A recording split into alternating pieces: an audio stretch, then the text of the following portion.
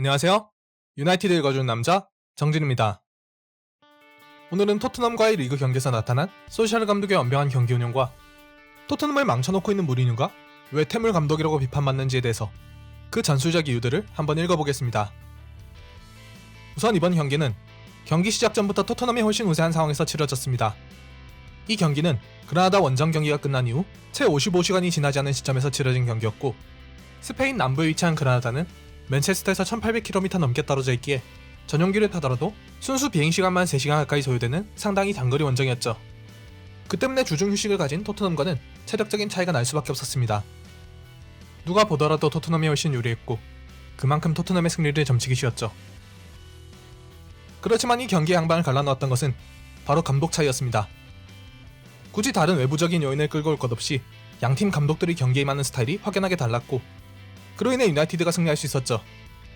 간단하게 정리하자면 소샤르는 카멜레온 같았고 무리뉴는 망부석 같았습니다.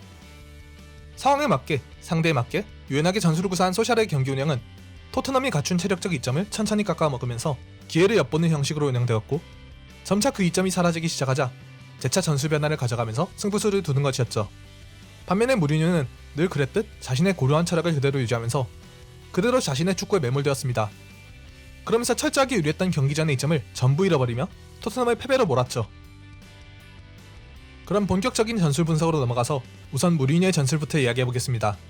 무리뉴는 한마디로 현대 축구의 흐름에 완전히 역행하는 감독입니다. 현대 축구는 압박과 공간에 대한 이해와 더불어 발전해왔습니다. 그러면서 점차 더 많은 공간을 차지하는 쪽이 경기에서 이길 수 있다는 기본적인 생각을 공유해왔죠. 간단하게 표현하자면 현대 축구는 위험을 감수하며 라인을 끌어올리는 쪽이 더 위험해서 멀어질 수 있는 역설적인 구도로 구성되어 있습니다. 이 부분에 대한 좀 더 심도 깊은 이해는 아직 미완이긴 하지만 공간론 영상들을 참조해주시면 감사드리겠습니다. 그런데 무리뉴의 축구는 눈앞에 당면한 리스크를 피하고자 보수적인 대형 전개를 택하고, 그 결과 더 큰 리스크에 직면한 형태이죠. 압박에 대한 이해도가 떨어졌던 10년 전 혹은 20년 전엔 이런 극단적인 방식이 먹혀들었을지 모르겠지만, 압박과 공간에 대한 이해 없이 승리할 수 없는 현대에 이르러선 무리뉴의 구석기 시대 축구는 원하는 대로 구동될 리가 없었고, 자연히 무리뉴가 시대에 뒤떨어졌다는 이야기가 나올 수밖에 없는 것입니다. 그에 대한 증거가 전반전을 리드하고도 경기 운영에서 감독의 잘못된 시각으로 인해 승리를 놓쳤던 경기들이었죠. 토트넘은 이번 시즌 이 부분에서 리그 최단 7경기를 기록하고 있습니다. 이번 경기에서도 무리뉴의 이런 성향은 아주 뚜렷하게 나타났습니다. 무리뉴는 흔히 4-2-3-1을 자신의 주된 포메이션으로 활용하곤 합니다. 그런데 4-2-3-1 같은 경우 일반적으로 전방의 4명의 선수와 후방 6명의 선수 사이에 종적인 간격이 벌어지는 상황이 자주 만들어지는 특징을 가지고 있습니다. 그런데 무리뉴 같은 경우 낮은 수비 라인을 유지하며 동시에 역습에서의 공격적 구성을 만들기 위해서 선수단의 종적인 폭을 늘려놓는 실용적 선택을 가져가다 보니 여기에서의 공백이 굉장히 뚜렷하게 나타나는 편이죠. 무리뉴는 이것을 좌우 폭을 좁혀놓는 방식으로 해소하곤 하지만, 이번 경기에서도 이런 문제점은 이미 전반전부터 여러 차례 나타났었습니다. 전방에 포진한 공격진과 후방에 위치한 수비진 사이의 간격이 벌어지다 보니 공격 전개를 위해서 후방에서 중거리 패스를 시도하는 경우가 몇 차례 있었는데, 이것이 끊기는 장면만 적어도 전반전에 대여섯 개는 되었던 것이죠. 아무튼 무리뉴의 기본적인 생각은 라인을 전반적으로 낮춰놓고 수비적으로 단단함을 유지하되, 공격 상황에서 공격진에게 볼을 어떻게든 전달해주면 공격진이 그만큼 적은 숫자의 상대 수비수를 맞이하면서 마무리 단계까지 나아갈 수 있다는 것이었습니다. 케인과 손흥민 이외에도 모우라와 은돈벨레 같은 전진성 좋은 선수들을 다수 보유한 토트넘이기에 이런 구상은 시즌 초반 돌풍을 일으킬 정도로 상당히 효과적으로 작용했죠. 세세하게 공격진에게 과제를 부여하지 않고 독자적으로 무언가 해내기를 기대하는 무리뉴에게 현 시점 유럽 최고 수준인 케인 손흥민 듀오는 자신의 약점을 보완해줄 수 있는 핵심 중의 핵심이었습니다. 그런데 문제는 아무리 손흥민과 케인이 날고 기는 선수이고 무리뉴의 약점을 보완할 수 있는 툴을 가지고 있더라도 그들의 장점만으론 무리뉴의 시대착오적 전술이 가진 약점을 전부 보완하기에 무리가 있었다는 것이죠.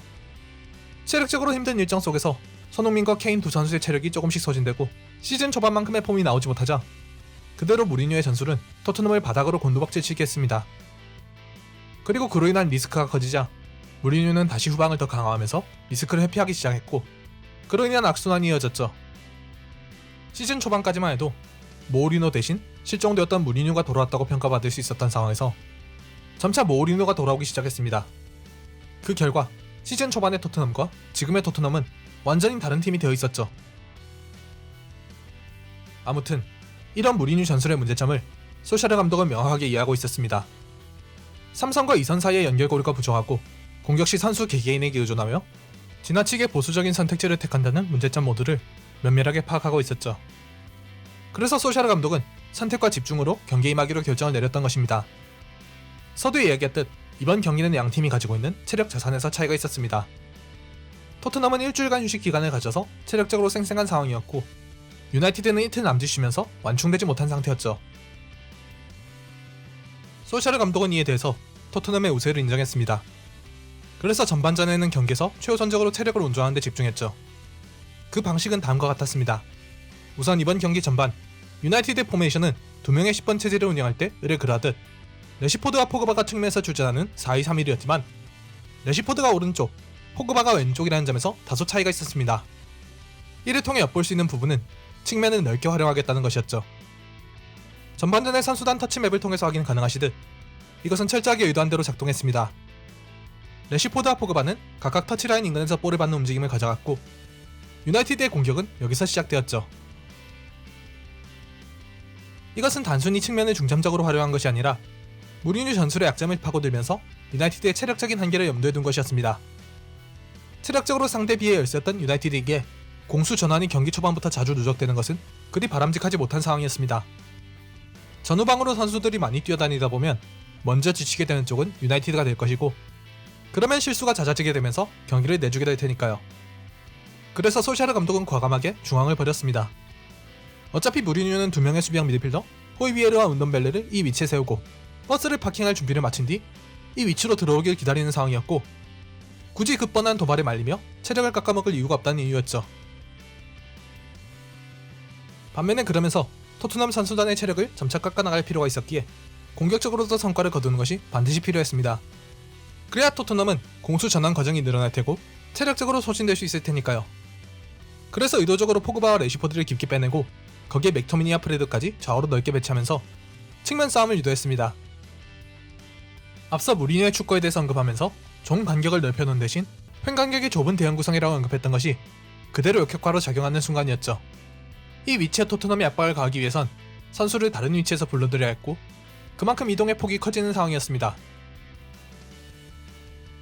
여기서 일반적인 감독이었다면 상대의 좌우 윙포드가 깊숙이 내려가 공을 받는 상황에서 사이드백들을 여기에 대응시키며 따라 나가도록 지시했을 것입니다. 그래야지 상대 사이드백의 오버랩이 더해지는 상황에서 윙포워드 혼자 2명을 막아서야 하는 상황이 벌어지지 않았을 테니까요. 그런데 위험 회피 성향이 짙은 무리뉴는 그런 식으로 유연하게 대처할 줄 모르는 감독이었고 사이드백들에게 수비 대응을 깨지 않도록 자신의 전술을 고수할 것을 요구했습니다. 그 결과 유나이티드는 수월하게 측면에서 수적 우위를 점할 수 있었고 여기서 서드맨이 형성되며 빌드업 작업을 너무나도 편안하게 진행할 수 있었죠.